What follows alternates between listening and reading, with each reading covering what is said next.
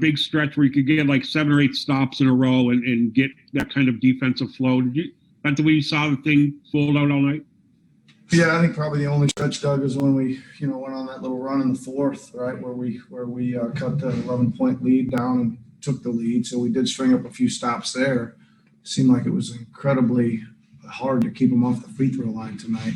I think they shot 28 free throws in the fourth quarter. That's got to be some kind of record. And I guess the search goes on for some group in that second unit that works together and gives you guys what you need. Chris was the only guy who had any kind of, I guess, big night off the bench. Yeah, I mean, again, I think Stanley was okay, right? Dylan, I thought Alex was okay. They're not. I think as long as they don't, as long as they kind of hold tide, hold serve out there a little bit, we're okay. As long, if we get a big night from one of those guys like that and the rest of them hold serve, we're okay. I thought we made a few mistakes with some of those guys defensively, and they shook free on us. That would probably be my only concern right now. Again, I limit the mistakes out of that group and get what we can offensively. I think that's plenty offensively, though. Chris is 24, Norm's 12, it's 36 off the bench. I think that's probably enough offensively. We got to cut down some of the defensive mistakes. And just quickly on Pascal, he fouled out again. He didn't really have a huge impact on the game. How would you assess his play? He struggled, Doug. There's no doubt about it. I thought he had a few decent plays and a few good drives in there. But again, he obviously struggled. He's a half count off rhythm here, at both ends a little bit, which is getting him in foul trouble and not letting him be able to finish some plays at the offensive end as well. So we're working back in. Thanks, Nick. Appreciate it as always. Thanks, Doug. Have a good night. Hey, Nick. Obviously there's been some things off the court with Pascal this week, but in terms of on the court and him getting back to where you guys need him to be, what are you looking for? What do you need him to do going forward in order to kind of get back to himself and playing with that kind of joy that he talked about a few weeks ago? Yeah, I think that, it just starts again when he's an energy player, Josh. I think, playing with some speed on offense and being a really good, solid defender, impacting the game at that end of the floor. I didn't really see much of the open floor from him on O, and obviously he struggled defensively because he was in foul trouble, or he just got really, really unfortunate. Probably a bit of both, to be honest. I got to look at the tape, but I thought a few of those were pretty light touches, if touches at all, that he got called. He just one of those kind of, snake bitten nights that he had. It seemed like every time the whistle blew, they found 43.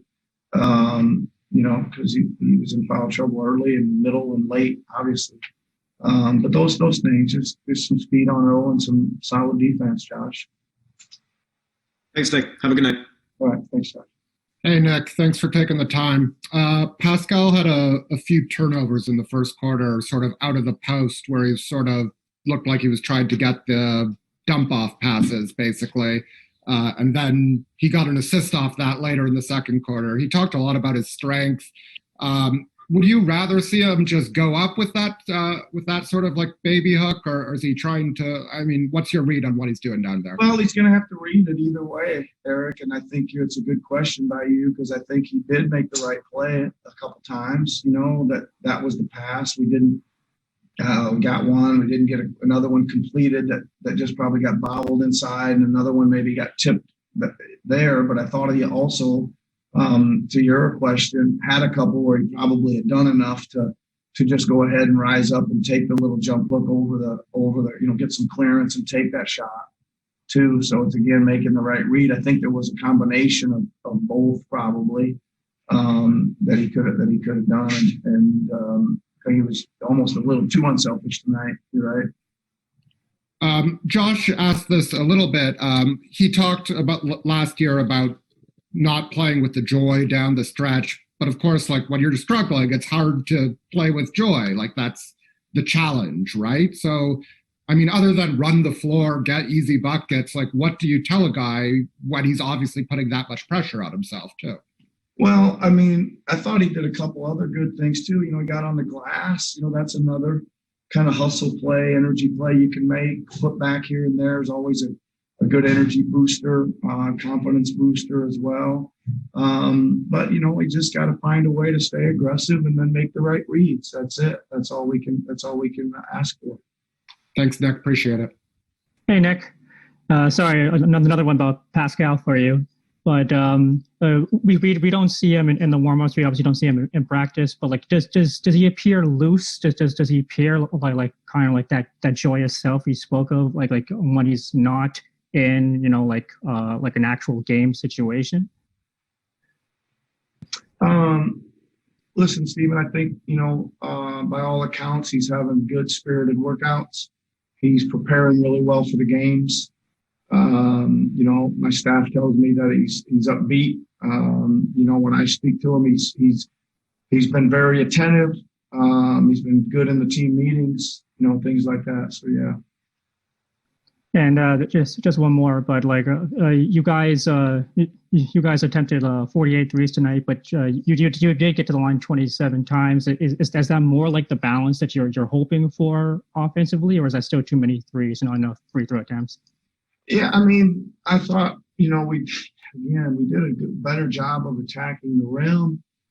Gosh, I thought we missed way too many point blankers at the rim. We missed a few semi tough finishes at the rim as well. Probably deserved to go to the line a lot more than that, considering how tightly it was being reffed tonight. But we got to play through the hits if we're not getting the calls, and we got to finish those. And as far as the number of threes, there's always, maybe in that many attempts, there's always 4 or 5 that you probably said was a little too quick or a little too guarded, or end up late in the shot clock or something that aren't the best. But again, I think you sit there and watch the first half, and we're sitting there taking threes after some ball movement and a paint touch and a swing around with wide open, and we're just going to have to stick a few more of those, I think, and everything will feel better. Thank you so much. Yep. Thank you, Stephen. Hey, Nick, we talked all the time last year about the jumbo lineup, and you sort of did something like that with Boucher and one of the other bigs tonight. I'm wondering what you thought of that. You seem to be smiling. What did you think of Boucher sort of as the power forward? Yeah, I mean, he's played good there 2 games in a row, Aaron. So that's good. I think, we just couple things. We just need to be bigger when we're playing a really big team like they are. I mean, they're big as heck, right? With Adams and Ingram and Zion out there, and they still got a couple other guys that come in too that are good size. So just trying to match up a little bit athletically and size wise. We went through a tough stretch on the glass, so we're again trying to get some size in there to help us rebound. But as far as the way Chris has played with those guys in 2 games, it's been pretty good at the 4, and we really need some depth there. So it's good to see that he's been able to make a transition kind of on a need basis right now, and it might be something we can count on. You started Baines, you went to Len early. Boucher had a good game and obviously played a lot of minutes. We talked earlier in the week about how it seems like there's some searching going on at the center position. Are you still feeling that way? It's trying to feel out, matchup wise versus who should start or maybe not start, but who should come off the bench and play heavy minutes? Yeah, again, I think it's just who's out there we're playing against, Aaron. I just think that Baines had an early run against Adams. Just looked like he was a little winded. I didn't really want Chris to go tangle with him. So we went to Len for a few minutes there and then ended up bringing Chris at the 4. And then when they brought Hayes, we moved Chris to the 5.